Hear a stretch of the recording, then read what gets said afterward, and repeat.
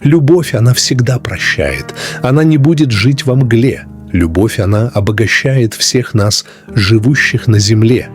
Прощение – это Божья милость. Ее возносят над судом. Прощение на кресте родилось, а без прощения все умрем. Прощение акт был гласом неба. Всех нас любить и всех простить.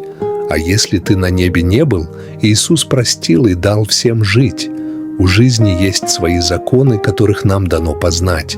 Жить Божьей жизнью без препонов, взять в руки крест, спасение взять. Любовь дает нам шанс спасения. Она всегда будет любить. Любовь живет в каждом творении. Нам всем должно ему служить.